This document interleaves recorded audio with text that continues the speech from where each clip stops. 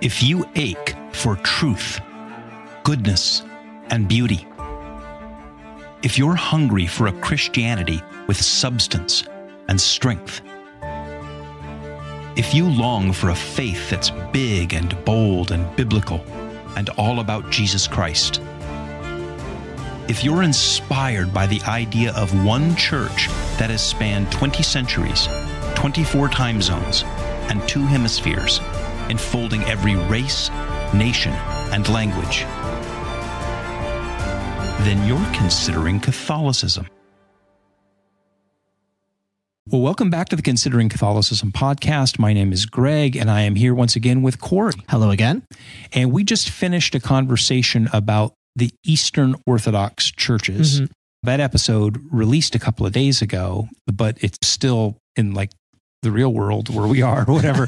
It's still the same day. And Cory just made the point that it was 8 years ago today that both he and I entered the Catholic Church at Easter Vigil through RCIA.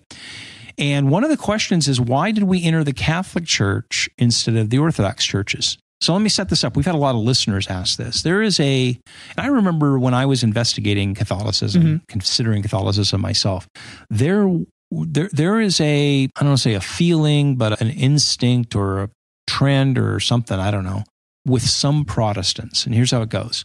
Protestant gets dismayed with Protestantism, fed up with it, wants to find the church of history, the original church, all the stuff we talk about here all tradition, the time. Yeah, they want to go liturgy. Back to the early church. Yeah.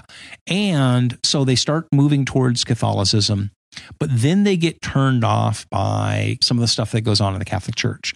They get turned off by the politics of the Pope, especially in the last 10 years. A lot of conservative Protestants will write me and say, well, I'd kind of like to join the Catholic Church for the theology and the liturgy and all that, but I don't want to have a pope who's a super liberal pope or whatever, right? Yeah, so it's essentially, I don't want to buy a deck chair on the Titanic if it's gonna go down and not be what I signed up for. Well, and a lot of people are saying the Catholic Church is going to go the way of Anglicanism and all this kind of stuff, and we've addressed that in other episodes. But they're like, man, I'm fleeing the Presbyterian Church, or I'm fleeing the whatever because it's gotten crazy, and now I'm going to go to the Catholic Church and it's getting crazy. Where can I go to keep like running to greener pastures? And they go, well, if I really want to go back to that original church, the early church, the church of history, the church of the first few centuries, Orthodoxy seems like where I should go. So I've had several listeners write in recently and say, convince me why I shouldn't just become Orthodox instead of turning Catholic. I mean, these are Protestants considering it. So I thought, well, let's try to answer that question. So 8 years ago, we entered the Catholic Church. Cory, I'll let you go first. Why didn't you become Orthodox? Why did you become Catholic instead of Orthodox? So I mean, I kind of considered the whole gamut of ecclesiastical possibilities when I was thinking about it. I looked at Orthodox doctrine. I visited an Orthodox church. I mentioned last time we have an Antiochian Orthodox church in town where we live, and there's a lot to recommend that. There's a lot of similarities between the Orthodox churches and Catholic churches in terms of doctrine, in terms of liturgy. It's a distinct liturgy, but it checks the same boxes as the Catholic liturgy, has a similar form. I was looking especially at truth claims, and as we mentioned last time, a big one is the role of the papacy and what authority the Pope has. And so I looked at the scriptural passages about Peter and about his authority. I looked at the writings of the church fathers and of theologians throughout the ages that have commented on what the nature of Peter's authority is and all of that, and what the Orthodox themselves say about it. And it's interesting because there are some key concessions that the Orthodox make about that. Most Orthodox will agree that Jesus made Peter the head of his church when he said, "Your name is Peter, and on this rock I build my church, and the gates of hell will not prevail against it." They'll also usually admit that the Bishop of Rome is the successor of Peter in a special way and carries an authority because of that. The dispute is more about the nature of the authority and what the Pope can and can't do. But you see church fathers in both the East and the West in the first few centuries of the church admitting that the Pope in Rome is the successor of Peter, has a special prominence in the church. And I just don't think there's a way around that. And it makes sense to me that the church that is in communion with the Pope, in a sense, has the institution of the papacy, would have a better understanding of it than would the churches that are outside of communion with it. It's easy to criticize from outside. We all do it all the time. But to actually own that institution and to grow in understanding of it throughout the centuries is what the Catholic Church has done. And I was convinced by the Catholic claims on that. Does that mean that the Pope has always used his authority? Well, of course not. He's a man. There have been issues throughout the ages. But I think from my investigations, it was clear that the Pope has that authority and that he has maintained the integrity of the faith and of the sacraments. We did a podcast a while back about the role of Peter and the role of the Pope in that regard, and that he's just important for the structure of the church, that until Christ returns and is visible, there has to be somebody at the top. That's just how human institutions work. And if there isn't, like we said in the last episode, that vacuum is going to be filled by someone else. And so there are other things, other aspects of this question we can talk about, but I think that's kind of the first or the foundational one is who is the Pope and what is the nature of his authority? And I was convinced by the Catholic claims on that question. Yeah, I mean, I would agree. I think I would give 3 reasons why I'm Catholic and not Orthodox. The first is what you say, just the truth claims. Because as we said over and over and over on this podcast, at the end of the day, like Chesterton's quote about why I'm a Catholic, I could give 10,000 reasons, but they would all come down to because it's true. Mm-hmm. So at the end of the day, I had to choose the church that I thought won out on the truth, on truth. Yeah. And so whether it was like you say, and I think that's legit, I think the claims of Peter and Petrine succession and things like the Filioque clause and some of these things, I do think at the end of the day, the Catholic Church has it right on those issues. And as you pointed out, that doesn't mean that all popes have exercised their authority well. It's an institution, and that the institution exists. There's been good popes and bad popes, and we had an episode called Mostly Average Popes. So I would say that. The truth claims, and we can go through them all, but I think that's right. The second thing, and this may be a little harder to explain, but one of the appeals that the Eastern Church has, and when you go to an Eastern Orthodox church or you travel to that part of the world and you walk into one, you are being transported into something that's just remarkable because you do feel like you're going back 1,700 years or whatever, 1,500 years. The architecture, the art, the liturgy is stunning. And you go, I really just went into a time machine and went back to the early church. And that has a tremendous appeal, at least to me and people like me. I agree. Like, I want to go back and experience the church as it was in the early church. The problem that I have is that Orthodox churches have, to some degree or another, I don't want to say frozen themselves in time, but they've tried to preserve the church as it was 1,600 years ago. Mm-hmm. And as Chesterton said, living things have to live. They have to grow. They have to evolve. We've talked about this before. You can't be 5 years old forever. Right. A little tree is supposed to get turned into a bigger tree. And that doesn't mean, we've talked before about Cardinal Newman. In the development of doctrine. Development of doctrine, and that we shouldn't pursue innovation, but organic development. And I think that the Eastern Church's desire to sort of preserve that ancient liturgy, that ancient aesthetic, all of that is wonderful, but it isn't realistic. Well, I think because the Western Church has over time grown and evolved. So if you look at all of the things that have happened in the West, like, for example, we said in the last conversation, priestly celibacy, which was not a thing in the early church, but the papacy over time recognized it was a discipline for the Western Church. And the monastic orders, not that there aren't monks in the East, but the rich development of the monastic orders. Things like the Rosary, like Marian doctrines, all of the things that have happened in the West. Thomas Aquinas, St. Francis of Assisi, Catholic development of philosophy and theology. Theology, Catholic social doctrines, just war theory. I mean, everywhere, whatever. All of that stuff that happened in the West, it's continued to grow and evolve. And so the Catholic Church today has a continuity, right? Just in the same way that the oak tree outside has a continuity with the baby oak tree that you planted, right? Yep. But it has grown and developed and spread its branches and all that kind of stuff. And so the Catholic Church today is richer and broader and deeper precisely because it was a living church. Mm-hmm. And I feel like Eastern Orthodoxy has an instinct to preserve. I think I told you once, when I was in Italy one time, I went to a monastery up in Norcia. This is the monastery up there where St. Benedict was born. Mm-hmm. And I got to see this medieval Latin Mass that was done there. And it was like really remarkable. It's like, I think I just went back in a time machine 1,000 years. And it was really stunning and beautiful and impactful. But I also don't think that I can live in the year 900. Well, I think it's a legitimate part of the church. The church is a diverse body, and I think that the Eastern liturgies, I mean, there are Eastern Catholic churches which celebrate the same liturgy as the Orthodox. They're a legitimate and needed part of the whole body of Christ, but they are not the entirety of it. Like the entirety of the body of Christ has to be able to grow and adapt to the challenges of any particular century or millennium. And if we try and make the whole church practice a sort of charism of stasis or of staying in one place, then we don't have the ability to do that. Well, and it goes back to the papal authority thing, too, because a lot of that development in the West is because we have the institution of the papacy. We have a referee for disputes.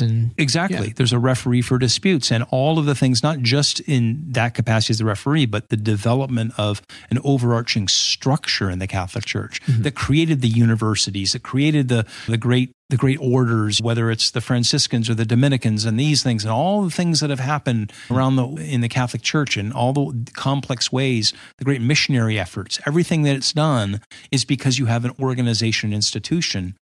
And so what's ironic is so many people go, well, I don't want institutional religion, but institutional religion is exactly what gave you all of this, right? And I said in the last conversation that there's a sense in which I know it's a stretched analogy, but it's like Protestantism. And like, for example, you've got all these different Reformed churches, like we're the PCA, the Presbyterian Church of America, and we're the Christian Reformed Church, and the Reformed Church of America, and we're the whatever. We're all sort of Reformed, but we don't have any overarching structure, and nothing ever really happens. In the West, you have an institution, you have a church, and you have a structure to that church. And that structure, that institution, whether it's through the system of dioceses and bishops and archbishops and metropolitans going up to cardinals and popes, or down through the orders, the superior generals of the Franciscans or the Dominicans or whatever, all these different kinds of things have allowed the Western church to develop and grow and to be more of a living church. I'm not saying the Greek churches or the Orthodox churches are dead, but I think like you use the word stasis. They're sort of, it's sort of like the feature and the benefit. Everyone's like, oh my gosh, it feels like it's kind of like going back in time. And I go, yeah, it's sort of good and it's sort of like not good. I'm just sharing why I didn't. And then I guess the third reason for me is very personal. I'm not from that part of the world. You mentioned in the last conversation that there is a diaspora. Most of the Eastern churches that we have here in the United States are because of Russians or Ukrainians or all of them, Syrians who move here. And Americans have then now joined them. Oh, sure. It's Americans of other ethnicities will convert. Yeah. But the thing is that I am a child of the West and Western civilization and the Western tradition. And so for me personally, Catholicism is synonymous with Western civilization. Yeah, and I think that's a legitimate factor to consider. I mean, as I mentioned before, there are Eastern churches that are in union with Rome that are perfectly Catholic, that I can and have received the Eucharist at a Ukrainian Catholic church. And if you're in an area where there are Eastern Catholic churches, that may be something that you want to investigate, especially if your heritage is Russian or Ukrainian or Polish or some part of the Middle East. But even if not, I mean, there are different charisms in the church, there are different gifts and different forms of spirituality. And we didn't even get to talking about how prayer in the Eastern churches tends to look different than it does in the Western churches. If that appeals to you and the Holy Spirit is calling in that direction, an Eastern Catholic church can be a very beautiful and legitimate road to go down. Yeah. And let's just unpack that just a little bit more. Yeah. So when we in the last episode talked about how those all came about and the split in 1054, and as you mentioned earlier, the Eastern churches, not all of them disputed the authority of the Pope. Yeah, and the history is complicated. And just to be clear, a lot of them, probably most of them, were in schism with Rome at one point and then were reunited. So in the centuries between Florence in the 15th century and today, in the last 500 years roughly, those churches have, most of them came back into communion, and those are complicated historical and cultural stories to tell for each of them, whether it's the Ukrainian Catholics or the Greek Catholics or the Russian Catholics. But you have sort of this rich tapestry of East and West in the Catholic Church. Would it be so much better if all of the Orthodox were back in communion? Yes, absolutely.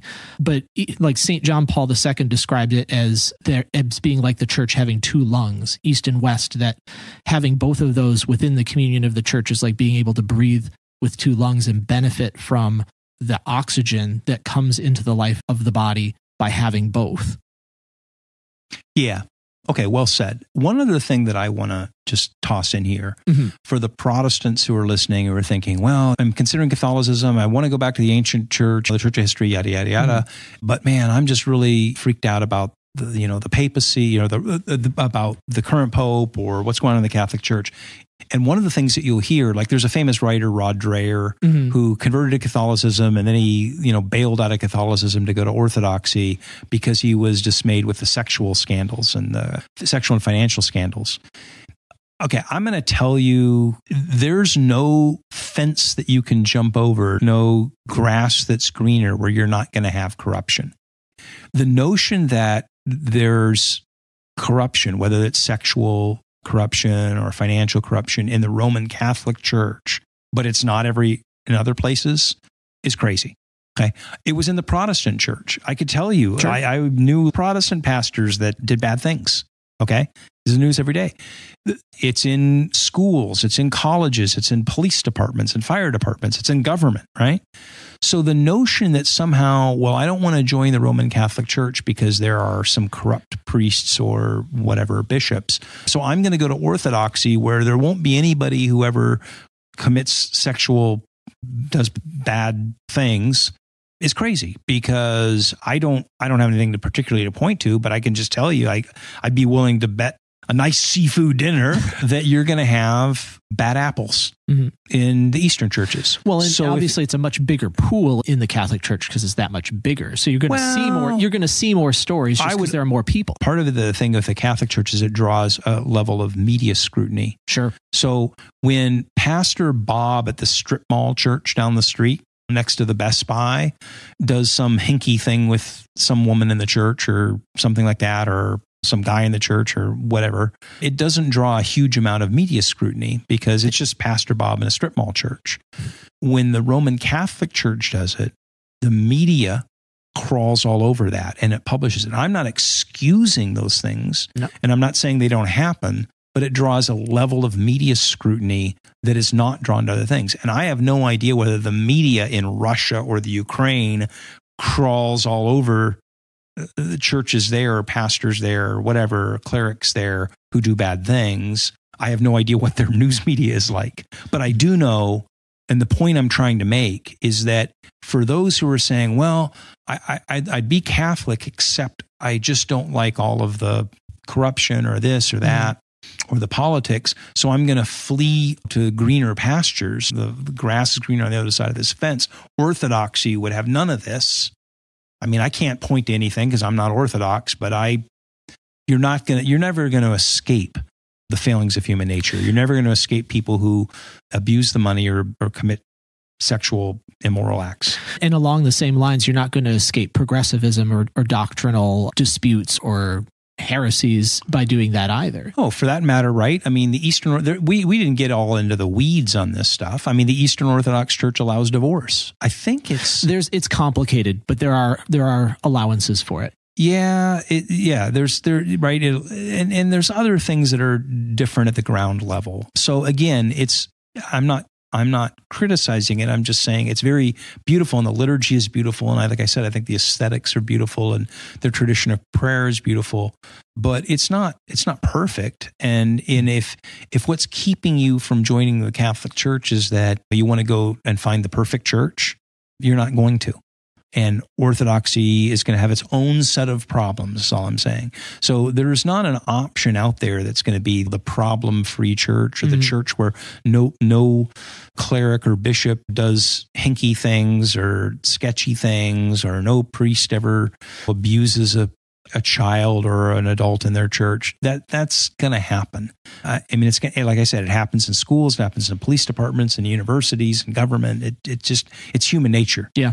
And so that's going to be there. And if that's one of the things that people are like, well, now, if you don't like the current pope, well, popes change, right? There have been 270 of them, and they're going to keep changing. So those are things, but again, what that shouldn't be the decider for you, because it's the issue of whether the papacy is true. And as Cory and I said, for us, I think it is. Not just for us, but that's our assessment. Well, yeah. That's it. Well, yeah. I mean, in terms of why we chose the way we chose 8 years ago. So, Cory, I'm going to let you have the last word on this. Anybody who's listening out there that is considering Orthodoxy or Catholicism, or considering a choice between the two, what's your final word? Yeah, the first thing I'd say is I understand. I think that they're beautiful churches that have a lot of things going for them. I think it comes down to, what is the church that Christ founded? Where is the unity around the successor of the apostles? I think it's pretty clear that is the Catholic Church, and that is the church headed by the Pope, the Bishop of Rome. The history is complicated. The doctrinal disputes are complicated, but I think at the end of the day, the truth is on the Catholic side. That's not to denigrate the Eastern churches in any way. I think they're wonderful, and I want them to be reunited with the church. I think the ones that already have been reunited with the Pope are awesome. And if you're really interested in that, I encourage you to look into it. But yeah, at the end of the day, I think the Catholic Church is the one holy Catholic and Apostolic Church founded by Christ, and I want to be in it, and I want you to be in it too. Yeah, well said. And just because you're Catholic doesn't mean that you can't appreciate some of the artistic things. Like, certainly not. I have icons in my house that are Eastern. I have Eastern icons in my house. That's part of the global tradition, the truly Catholic tradition of the church. Yeah. Well, thanks. And if you have a question, multiple people had written in about the question of Orthodoxy. If you've got a question or a comment, send it to me at consideringcatholicism@gmail.com. And would you do me a solid? Right now, well, as soon as we're done, would you click the rating button on the top of Spotify or Apple or wherever you get your podcasts and give us a rating? And would you also write a review either on our website, consideringcatholicism.com, or on Apple Podcasts? Those really, really help us in a lot of different ways. So I'd appreciate that. And again, join us next time, and keep sending in your questions and your comments. And we appreciate you listening. Thanks very much.